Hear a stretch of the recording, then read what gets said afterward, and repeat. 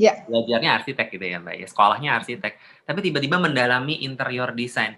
Sebenarnya kesulitannya jauh lebih mendalam atau bagaimana nih Mbak?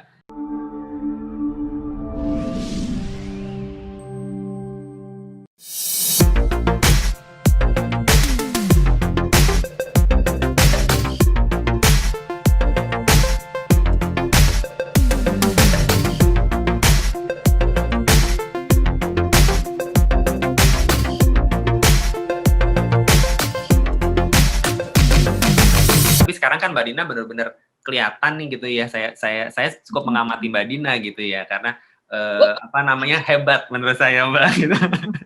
Bisa aja banyak lebih hebat dari aku. Nawang ya Mbak ya. Ya banyak lah ya, semua punya kelebihan kalau saya selalu bilang begitu. Nah, gimana nih Iya, Mbak, dari arsitek ada kesulitan yang mendasar nggak sih Mbak untuk menjadi seorang interior designer gitu? Awalnya iya, karena gini, sebetulnya arsitek itu kan satu rumpun dengan interior. Jadi secara garis besar kita udah mendapatkan juga materi tentang ruang, tentang warna. Satu saudara ya. Tapi kan interiornya lebih detail. Ya, satu rumpun. Jadi sebetulnya bisa, makanya di dunia pun, bukan di Indonesia, banyak juga interior designer dari arsitek bermulanya. Benar. Tetapi ketika kita mulai masuk ke dalam interior, kita harus mendalami lagi lebih, terutama misalnya terkait dengan sejarah furniture. Kita itu nggak detail, jadi kita belajar lagi. Detail-detail yang loose furniture, kita harus belajar lebih detail lagi. Kita belajar tentang warna, kita belajar tentang sejarah furniture itu kan juga ada ya. Nah, itu saya pelajari lagi. Nah, kebetulan di kantor Adi ini kita library-nya waktu itu termasuk yang lengkap tentang interior. Saya banyak baca buku. Kemudian saya banyak itu tadi berdiskusi dengan Bu Naning waktu itu untuk berdiskusi ini seperti apa, bagaimana sih style seperti ini. Kemudian kebetulan di Adi ini saya dapat banyak kesempatan untuk ikut conference ke luar negeri, bahkan ke Amerika, untuk belajar tentang kantor. Kemudian kenapa sekarang saya bisa banyak mengerjakan rumah sakit, itu juga saya ikut conference di luar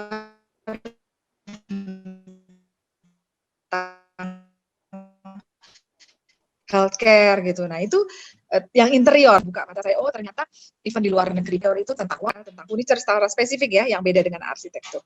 Dan tentang style artwork, nah itu yang beda. Itu memang perlu waktu. Pertama saya agak tertatih-tatih itu terutama ketika milih warna.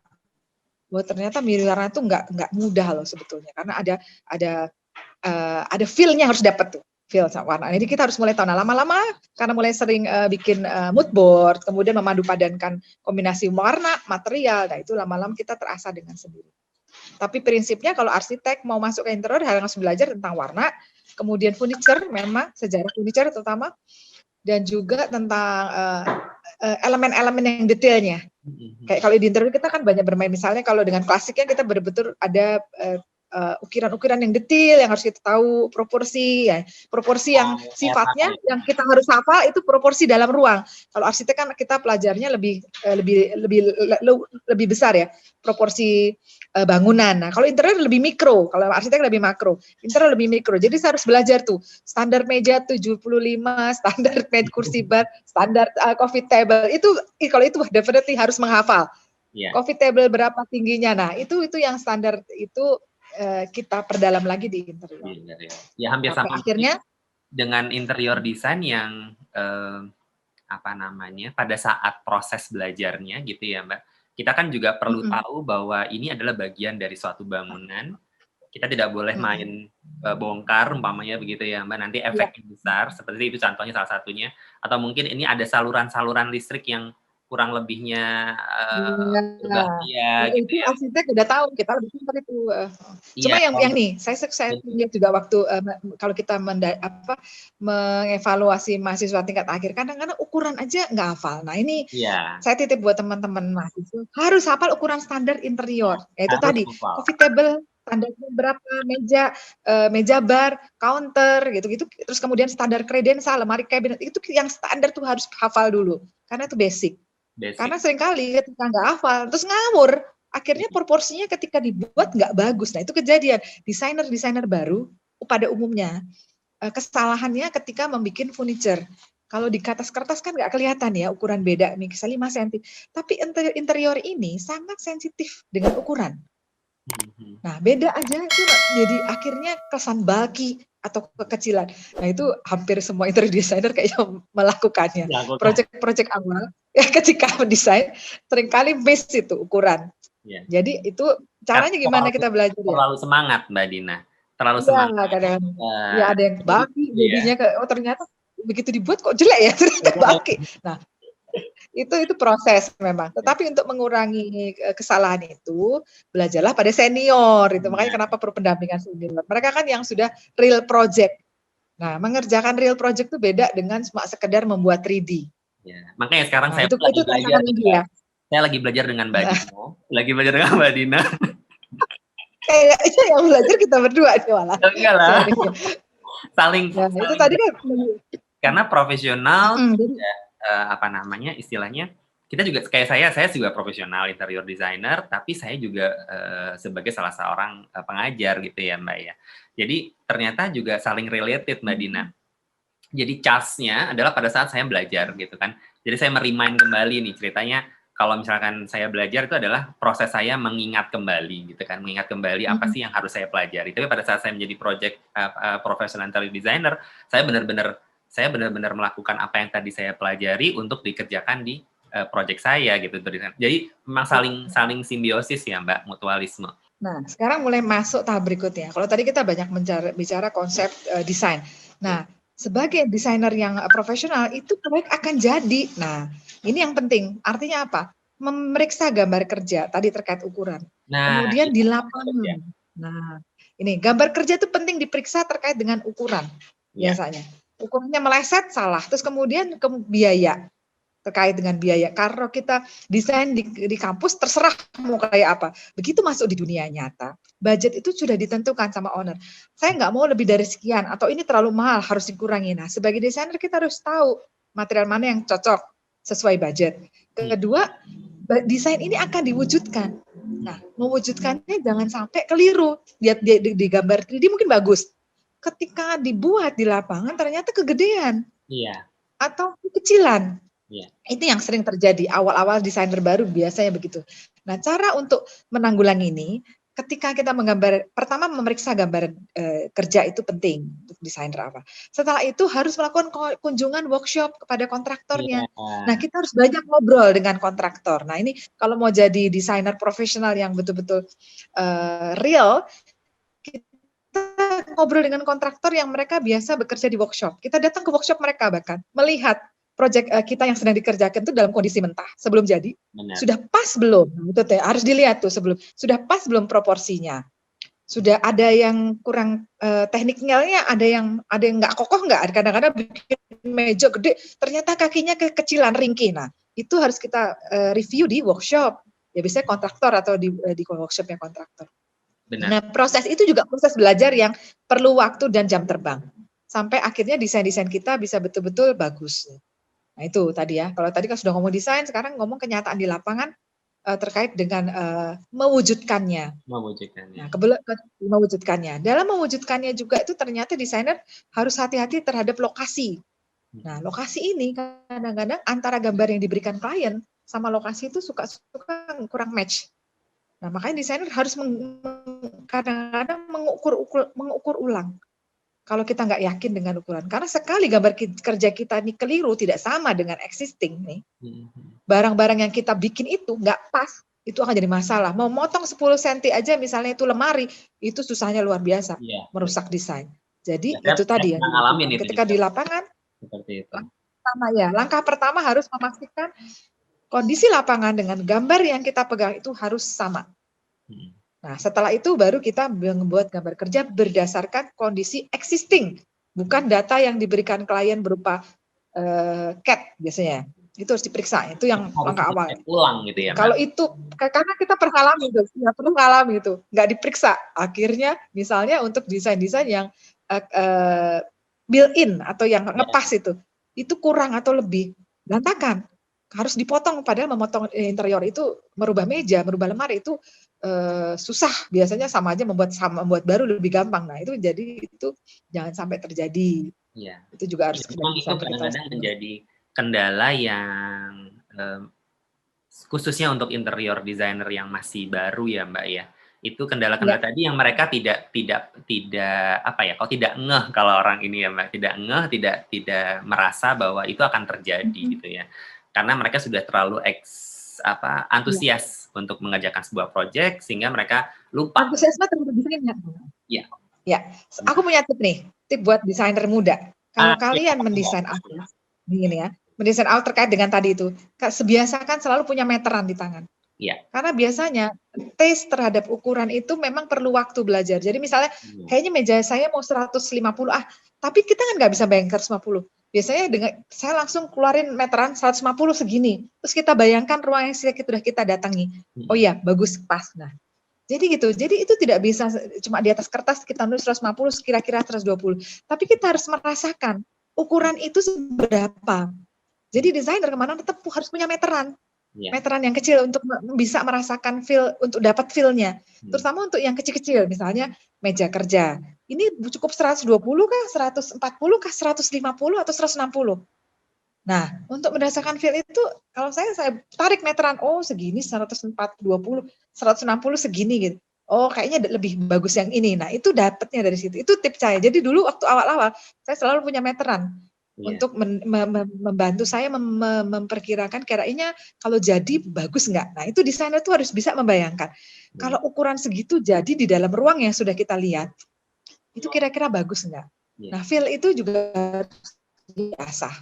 Benar-benar. Melihat antara real proyek kan pasti kan desainer kita harus pergi ke proyek ya, melihat suasananya. Supaya dapat feel-nya, itu kita harus pergi ke lokasi proyek. Benar-benar. Tanpa kita pergi ke lokasi proyek itu biasanya lebih sulit untuk membayangkan. Nah sudah tahu lokasinya, kita udah bisa membayangkan, kita bermain dengan tadi itu tips saya. Jadi kita jarang agak berkurang kesalahan-kesalahan kita kalau kita sudah bisa bayangannya sekian. Saya setuju.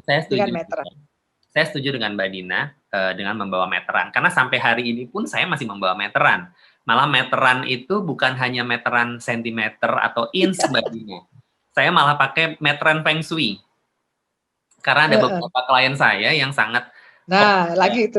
Iya kan, concern kalau ini merah nggak boleh, nanti saya mati nih gitu kan. Kalau yang terlalu fokus terhadap Feng Shui kan begitu ya. Mati ini nggak boleh. Nah, yang hidup nomornya sekian sampai sekian ya. Jadi saya harus tahu benar karena panjang meja berpengaruh gitu ternyata Mbak. Karena saya pernah punya pengalaman juga sama dengan Mbak Dina. Kurang sedikit Mbak, cuman kurang 1 senti itu mejanya. Jadi mau tidak mau harus diganjel supaya tingginya benar, tepat, dan Feng Shui-nya baik buat dia gitu.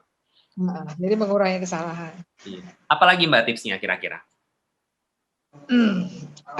Ini ketika pelaksanaan, yaitu tadi ketika tadi kan sudah mulai pelaksanaan itu sebagai desainer, kalau kebetulan proyeknya di dalam lingkup dia tinggal, sebaiknya memang secara berkala didatangi, dilihat. Karena kadang-kadang antara desain awal dan hasil akhir, kalau tidak diawasi, itu kadang-kadang tidak sesuai dengan harapan. Critical pengukuran marking itu harus datang desainer, harus tahu waktu marking bersama dengan kontraktor. Kedua, critical point kedua, ketika melakukan kunjungan workshop terkait dengan furniture yang sedang dikerjakan tapi sudah hampir jadi, itu yang harus datang. Karena harus melihat proporsinya sudah benar, ukurannya benar, proporsinya benar nggak, sesuai nggak dengan pertama sesuai nggak dengan desain kita yang dibuat itu. Kedua, proporsinya udah enak nggak, kena nggak tuh nanti kalau ditaruh di ruangan itu. Ketiga, dengan pemilihan material yang kita berikan itu benar nggak. Karena kalau meleset sedikit, belum kita tahu kadang-kadang kontraktor suka tidak, pikirannya berbeda dengan desainer gitu ya, milih materialnya. Nah itu dijaganya di situ. Karena kalau di waktu di workshop, kita mau komplain apa aja kontraktor masih mau terima. Tapi kalau kita biarkan proses itu lewat, sudah jadi baru kita komplain kepada kontraktor, walaupun itu kesalahan kontraktor, itu bisa perang dan bisa rame. Jadi untuk mengurangi konflik di dalam proyek, sebaiknya desainer memantaunya itu. Dan kontraktor juga nggak merasa marah kalau di workshop disuruh ganti, karena memang belum final. Tapi kalau sudah jadi, mereka suruh ganti, mereka akan fight supaya kalau bisa nggak diganti karena mereka akan rugi dan kesulitan juga. Dan sebenarnya nggak fair juga buat mereka gitu. Kita tidak memberitahu dari awal gitu ya Mbak. Padahal sebenarnya kesalahan dia gitu ya. Iya, kesalahan dia itu jadi rame. Nah, untuk mengurangi itu makanya desainer terutama ya itu ketiga critical point itu saya bilang. Satu, ketika marking. Kedua, ketika barang-barang mentah sudah hampir jadi, secara proporsional kita bisa lihat dulu sebelum dilapis finishing terakhir. Nah, ketiga baru ketika layout di desain kita harus desainer ikut. Kemudian klien ya, nah, kepada klien ini juga nih satu lagi, kalau kita profesional desainer mengerjakan proyek-proyek, hampir tidak ada proyek tidak punya masalah. Ya. Nah, artinya sebagai desainer kita harus tahan mental, tahan banting. Klien ada yang baik, ada yang sedang, ada yang galak. Nah, itu juga. Nah, sebagai desainer kita harus pandai menempatkan diri. Ketika misalnya kita konflik dengan klien gitu, kita harus bisa menempatkan posisi kita pada profesional. Artinya kalau memang klien itu marah pada satu kesalahan yang memang kita buat, tunjukkan bahwa memang kita bertanggung jawab untuk itu. Iya. Ya, nanti akan diperbaiki Pak solusinya seperti ini. Tapi kalau klien marah yang tidak masuk akal, Anda bisa menyampaikan bahwa itu tidak menjadi skop kami. Kembalikan kepada kontrak. Nah itu saya sudah ngalamin. Galaknya luar biasa, yang maki-makinya kadang-kadang juga enggak ini. Tapi kita, Mas Andi mungkin tahu, jangan pernah juga dimarahin klien. Saya ketawa soalnya pernah mengalami Mbak, pernah saya ketawa. Kayaknya pasti semua pernah mengalami itu, masa-masa suram ya. Kliennya galak, karena kita be profesional aja. Kita sampaikan bahwa itu tidak skop kita kembalikan semua ke kontrak. Kalau misalnya dispute-nya parah. Yeah. Dari kontrak itu kita mau nggak mau mereka biasanya mengerti, oh iya memang kontrak seperti ini. Ya, emang kadang-kadang tergantung dari klien masing-masing ya Mbak ya, karena tergantung. Ya. Cuma itu pesan saya satu, desainer itu, apalagi proyek besar. Kalau kebetulan di Adi ini kan kita proyeknya komersial besar-besar ya, misalnya satu gedung seluruhnya, rumah sakit saya itu 6 lantai semuanya, 8 lantai seluruhnya. Begitu beragam item, bahkan ribuan item, itu nggak mungkin semuanya mulus. Iya. Desainer tuh nggak mungkin semuanya benar itu. Nah artinya apa? Kita ini sebenarnya kayak penjahit.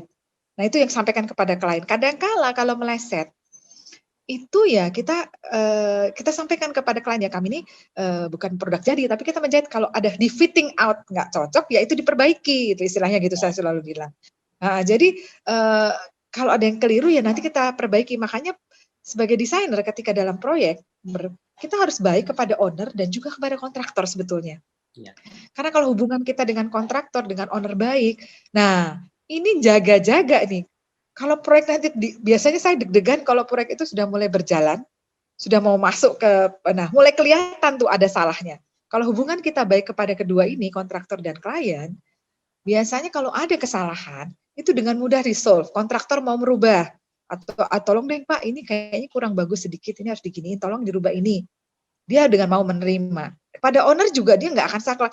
Ini kalau kita sudah punya hubungan baik, kalau ada salah, karena nggak mungkin tuh sekian item tuh benar semua. Ada kadang-kadang 1-2 salah gitu. Ya kita akui aja, oh ini memang, Bu ini kok gini, kan jadi nggak bisa, harusnya begini misalnya gitu. Ya udah, iya Pak, itu bisa kok Pak, nanti diatur seperti ini gitu. Jadi kita mencarinya win-win solusi. Sebagai desainer kita harus bisa menjebatani itu. Jadi harus pandai berkoordinasi antara kontraktor, owner, dan juga pihak-pihak terkait lainnya. Supaya itu tadi di end, biasanya desain bagus nih, keren nih. Kalau sebagai kita real kenyataan, kemudian dilaksanakan di lapangan dengan kontraktor.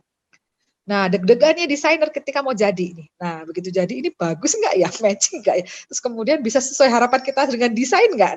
Nah, kemudian begitu ada satu kesalahan yang fatal lah, itu biasanya jadi rame. Seringkali karena klien itu kayak ini loh peribahasa, sebab nila setitik rusak susu sebelah enggak. Jadi kadang-kadang ya hanya satu kesalahan aja atau 2 kesalahan, itu yang bagus tuh nggak lihat. Benar. Nah itu kadang-kadang saya ingetin kembali ke kalau sudah sampai begitu rame, saya ingatin kepada owner. Coba Bu lihat, kan dulu seperti ini, sekarang udah seperti ini, udah jauh loh Bu, apa yang Ibu harapkan itu. Kalau ada kesalahan seperti ini memang terjadi Bu, ya kita harus pandai menjelaskan. Nggak bisa semuanya perfect, tapi kita nggak diam, kita akan perbaiki ini. Nah, Nah, desainer harus ngerti itu. Memang Desainer kadang-kadang harus. perlu disampaikan juga bahwa kesempurnaan itu adalah milik Allah Subhanahu wa Ta'ala. Iya iya, kurang lebih begitulah. Oh, Itu suka memang duka kita menjadi berusaha. desainer. Kita bukan berarti menjadi seorang interior designer atau kita nanti di posisi sebagai kontraktor pun kita berusaha untuk membuat jelek project, nggak mungkin ya Mbak ya. Pasti Enggak, kita pasti ya. berusaha Malulah untuk kita. menjadi Kita bagus. pengen yang terbaik ya. Benar, tapi karena begitu Heeh. banyak tim, kadang-kadang juga pasti ada satu penyampaian atau mungkin penerimaan gitu ya Mbak ya, yang tidak Mhm. tidak tidak apa ya, tidak connect gitu ya Mbak. Kadang-kadang kan banyak kepala, kita menyampaikan seperti ini, kita sudah menyampaikan yang baik, juga mereka mungkin penerimaannya kurang tepat. Atau mungkin apa yang kita mau sampaikan sebagai seorang desainer juga mungkin mereka kurang kurang paham gitu ya, Mbak, ya, dari si, Mhm. kontraktornya gitu ya, tapi mereka tidak mau menanyakan detail, kadang-kadang juga ada miss-nya di situ gitu kan, Mbak, seperti itu. Iya. Nah, Ya itu aduh banyak seninya memang sebagai interior iya, designer. Mhm. banyak sekali ya, Mbak, ini saya terima kasih banget udah banyak ilmu dari Mbak Mbak Dina nih. Tapi saya juga mau tahu nih, Mbak, project-project sebagai seorang interior designer pasti Mbak Dina, apa namanya, dalam dalam karir gitu ya, Mbak, dalam perjalanan karir.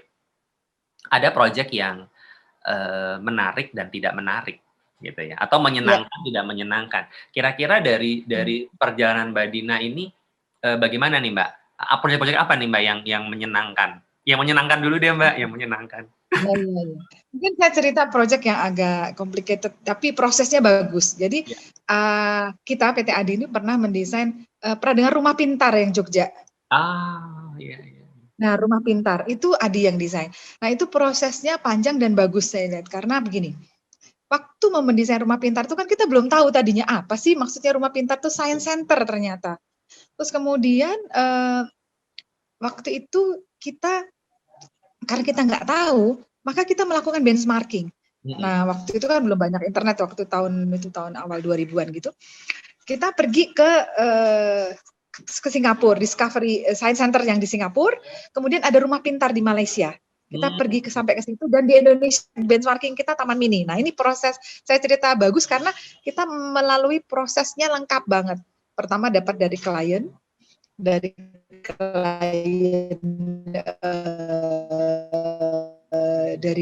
Yogyakarta ya, Pemda Jogja, interest mau bikin itu, mungkin rumah pintar kita sama-sama dengan mereka belajar apa sih rumah pintar itu yang science center dan yang cocok untuk Indonesia itu apa. Akhirnya kita pergi bersama-sama itu. Dari Singapura kita dapat, oh ternyata seperti itu ya science center, lebih banyak teknologinya masuk. Ketika ke Malaysia kita dapat, oh ada sesuatu yang uniknya. Ada yang tentang akuarium besar, kemudian ada yang tentang prasejarah, sejarah. Nah, kemudian dari Taman Mini kita lihat, oh masih sangat terlalu simpel ternyata.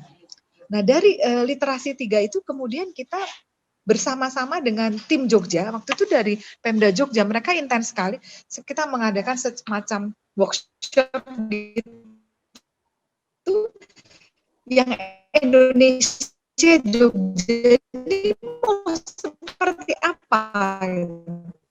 Nah, kita melihat, oh harusnya ada terkait kita berhubungan dengan untuk terus kemudian dari sejarah budaya apa yang mau kita masukkan di situ. Terus bagaimana runtutan ceritanya? Bagaimana? Nah, ini kita sampai presentasinya berulang kali sampai akhirnya didapat ya seperti ini. Pakai gedung bekas waktu itu kan itu gedung bekas toko buku kuno, toko buku bekas gitu ya di Jogja. Nah, itu kita kita pakai di sana dan dikerjakan dan waktu mengerjakan tuh juga kita menarik dan kompleks karena bukan cuma interior design saja yang terlibat. Kita melibatkan ahli sejarawan, kita melibatkan orang yang mengerti bikin permainan yang sifatnya sains, misalnya bikin contoh tsunami, gelombang tsunami, terus kemudian kita bikin macam-macam astronot, bulan, bintang, segala macam. Nah, itu kita melibatkan banyak hal. Nah, artinya apa? Seorang interior designer ketika mendesain proyek itu, saya anggap kalau kita awalnya kita tidak tahu juga, sama-sama tidak mengerti gitu. Tetapi ketika dapat proyek itu kan challenging. Itu waktu kita untuk juga belajar dan membuktikan kita bisa tahu dan keahlian kita di situ terlihat gitu. Dan kita juga bermain warna di situ. Nah, di situ akhirnya kita dengan banyak tim itu kita belajar satu sama lain, saling melengkapi sehingga terjadilah seperti itu yang sekarang. Bahkan sampai narasinya kita bantu gimana. tadinya kita juga nggak ngerti, oh ternyata harus begini ya, udah kita terapkan seperti itu. Nah itu pengalaman yang menyenangkan dan baik. Nah kemudian Tapi yang menyenangkan lagi, ini Mbak Dina ya, berarti sejarah pun kita juga harus paham ya Mbak ya, karena kan kalau salah nanti apa namanya akan informasi tersebut akan salah seterusnya gitu ya Mbak. Apalagi ini kan nanti proyeknya tadi adalah berkaitan dengan sejarah gitu, dan ternyata juga bangunan yang digunakan juga bangunan bersejarah gitu ya Mbak Dina ya. Berarti kita harus mendalami juga nih mengenai sejarah tadi. Betul, dan sebetulnya tapi kita tidak perlu mendalami semua, karena memang masing-masing punya bagiannya. Jadi sebagai interior design kita sebetulnya menjadi dirijen, yang penting itu, menjadi koordinator, mengumpulkan yang ini ahli sejarah maunya seperti ini, yang bagian tentang misalnya teknologi, alat-alatnya seperti ini. Nah, bagaimana kita mengemasnya? Dan kita juga sama-sama belajar, makanya penting benchmarking yang saya bilang, mendatangi tempat itu, merasakan.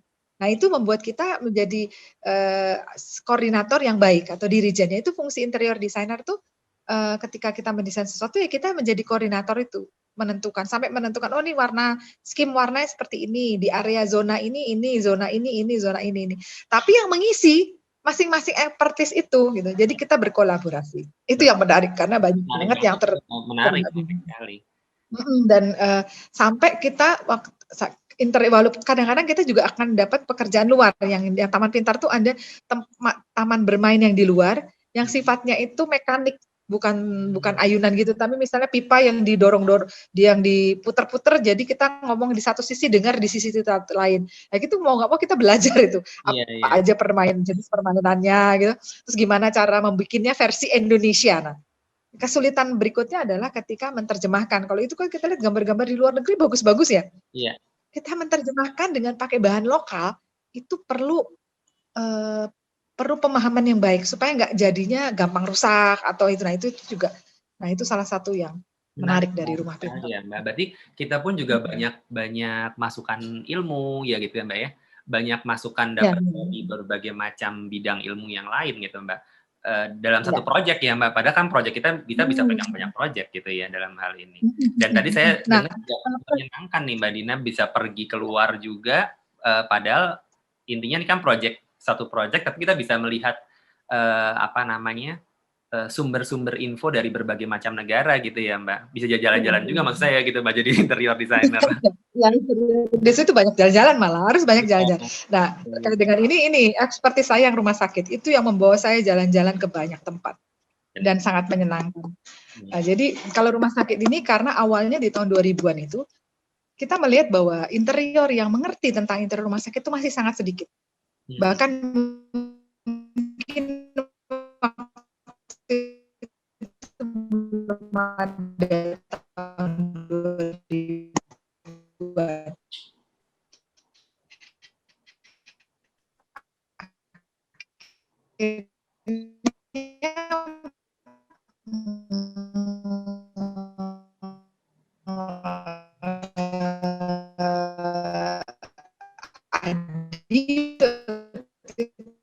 Kita coba ini mau nggak tertarik kita pelajari. Ada conference namanya healthcare seperti kelas. Nah itu yang diajarkan yang profesional, yang real project. Nah dari situ kita belajar. Dan ada site visitnya waktu itu yang di Florida Amerika, saya site visitnya ke Nemours Children Hospital. Itu ya begitu menarik, begitu menyenangkan melihat, dan kita diajak ke area-area rumah sakit yang sangat private yang tidak boleh masuk orang luar gitu. Nah dari situ terbuka ternyata rumah sakit itu sangat kompleks, banyak yang harus dipelajari dan banyak persyaratannya. Itu 3 hal itu. Nah itu yang membuat saya kita bicara khusus mengenai rumah sakit Mbak, karena nanti biar penasaran. Jangan oh gitu. Jangan dibuka Mbak. Oke, ya saya nggak akan buka detailnya, tapi itu sangat dan sampai saat ini di Indonesia pun ternyata yang mendalami interior rumah sakit itu masih terbatas. Jadi buat teman-teman nih ya mahasiswa, silahkan kalau mau belajar itu, apalagi sekarang kesadaran rumah sakit untuk berbenah diri itu sudah mulai sudah timbul. Ada COVID ini ya Mbak ya, COVID ini jadi benar-benar. Nah itu kalau cerita bisa berjam-jam lagi tuh. Berjam-jam lagi nanti. Ya. Oke, kalau bukan duka ya, maksudnya kurang menyenangkannya nih Mbak, selama mengerjakan proyek itu apa sih Mbak? Ya, sebetulnya sih kalau saya di total itu tetap lebih banyak yang menyenangkan. Yang Iya. nggak menyenangkan tuh udah, misalnya pernah waktu itu saya udah lama juga itu mengerjakan proyek klinik rumah sakit kecil tapi ownernya itu orang bule. Dan tahu aja, ya itu tadi gitu. Kebetulan bule yang saya hadapi ini dia orangnya keras, letterleh. Kalau dia nggak senang bilang nggak senang gitu. Nah, waktu itu kan karena kita masih muda ya, cuma membekas banget buat saya. Pernah kita berantem, bener-bener akhirnya berantem tuh. Gara-gara dia menganggap tukang kita, karena itu design and build, kita lagi proses banget, kata tukangnya lambat. Dia tidak sadar bahwa kliniknya dia itu memang juga tidak bisa sembarangan waktunya. Dia batasi kan waktu jam sekian sampai jam sekian. Nah ketika sudah boleh, dia juga nggak tahu bahwa di Indonesia itu tukang nggak bisa serta-merta langsung kerja gitu kan. Iya. Atau desainernya langsung masuk, tapi ini nggak. Nah jadi dia marah gitu. Akhirnya dia bilang, your tukang is stupid, sampai begitu. Aduh pokoknya akhirnya karena saya marah saya sampaikan, Bu, enggak, kamu nggak tahu proses ya. Itu pada waktu itu saya harus bicara itu dengan kondisi marah dan waktu itu ya akhirnya dispute, tapi kemudian setelah kemudian kita meredakan diri baru saya jawab per surat. Jadi gitu. Cari kalau kita per surat kita jelaskan apa yang menjadi pokok permasalahan dan mengapa itu terjadi. Dan solusi kita itu yang penting. Solusi kita apa terhadap itu. Akhirnya dia jadi baik, jadi teman. Karena oh iya benar itu memang cara penyampainya itu. Ada yang gitu. Walaupun Kemudian ada juga apa? Sempet ini juga ya Mbak ya, sempet shock dan sempet kurang menyenangkan tadi ya Mbak, membekas juga jadinya ya Mbak ya. Iya, karena sempat betul-betul kita berantem di lokasi proyek. Dan karena dia orang bule mengatakan orang bule kan straight to point ya. Dia bilang you tukang is so stupid, you on bad, pokoknya dia kata-katanya jelek banget. Saya tidak terima karena menurut kita bukan kesalahan kita, situasi seperti apa kita saling meninggalkan gitu.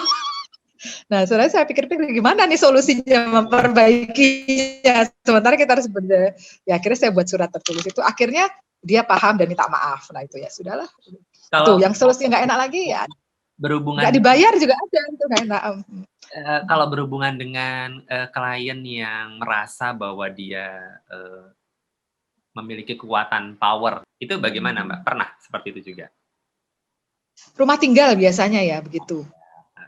Ya, memang itu agak sedikit susah ya rumah tinggal itu karena itu personal. Udah gitu kadang-kadang seleranya berubah-ubah. Nah, kalau saran saya kalau kita juga pernah ada masalah dengan rumah tinggal. Selalu dikembalikan kepada kontrak. Kontraknya gimana bunyinya? Kan kalau di kontrak itu kan ada harga, biasanya ada waktu kan? Ada waktu, terutama waktu biasanya kalau rumah tinggal itu sampaikan. Nah, ini sudah seperti ini. Kemudian kalau dia mau mengganti, beritahu bahwa kalau pada posisi mengganti hanya bisa dilakukan ketika misalnya dalam bentuk gambar. Kalau sudah jadi mau ganti, ya itu ada biaya yang harus ada bayar karena itu. Tapi tetap saja ya, bagaimanapun kita desainer ini kan punya owner ya. Owner tuh kedudukannya walaupun dia salah, kita harus pandai-pandai membuat tidak usah berantem secara langsung. Tetapi kita kembalikan lagi ke hitam di atas putih dan mencoba bersahabat. Nah, tips saya satu nih. Sepanjang perjalanan saya sebagai profesional, ternyata cara untuk menaklukkan dalam tanda petik, bukan menang-menangan ya, menaklukkan klien adalah kalau bisa dari awal jadikan dia sahabat, teman kita. Benar. Karena kalau sudah teman kan kedudukannya equal.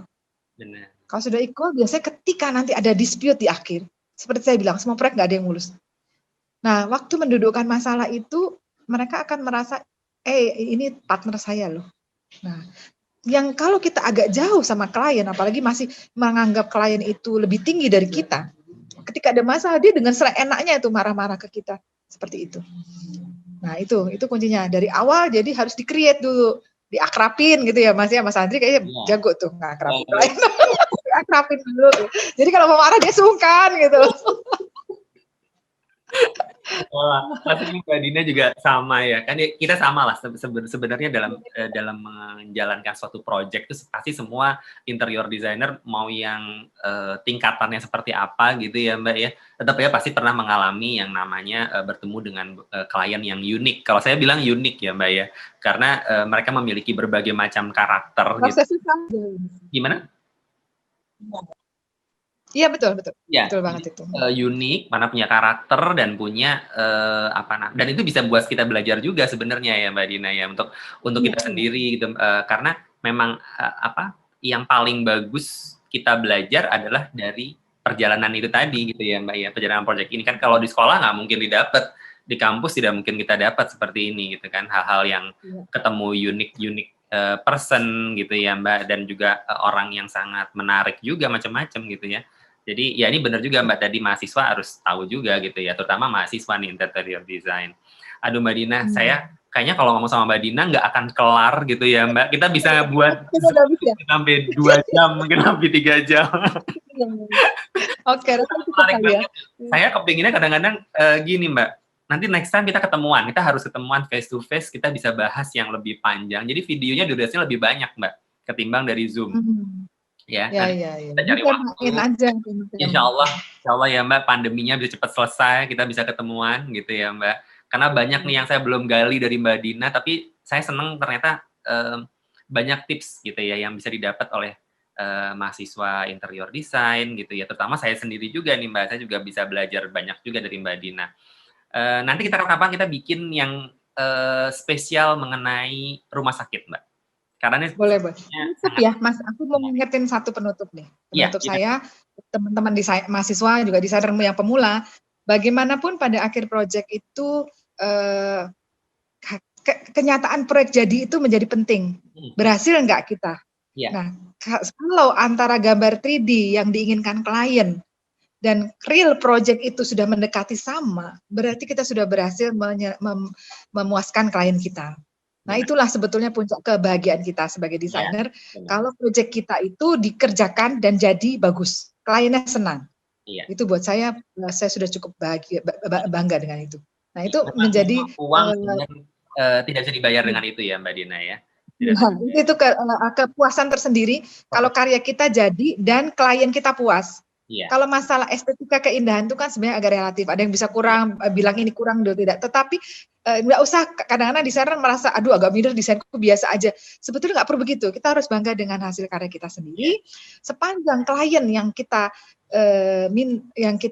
punya itu puas dengan apa yang kita hasilkan, itu berarti Anda sudah berhasil Berhasil. atas karya. Iya, Ya, berhasil. gitu. Mbak Dina, Nah, itu terima kebahagiaan. kasih banget waktunya. Semoga nanti Nah, kita ya sama-sama. masih bisa Zoom-Zoom atau ketemuan lagi ya, Mbak ya. Saya berharap Ya, ya boleh banyak nih, boleh. karena ilmunya lumayan perlu di-record, disimpan. Mbak Dina, terima kasih Ya, sekali ya. lagi. Nanti kapan-kapan kita ketemuan lagi. Salam buat semua, Oke, oke. terutama salam hormat juga buat Bu Ya, Naning ya Mbak ya. Dan ya, juga ya, semoga ya. Semoga sehat selalu, bermanfaat ya buat semuanya. semuanya sehat selalu. Mudah-mudahan Mbak Dina juga sehat, semua tim di ADI juga sehat. Terima kasih Mbak Dina. Assalamualaikum warahmatullahi wabarakatuh.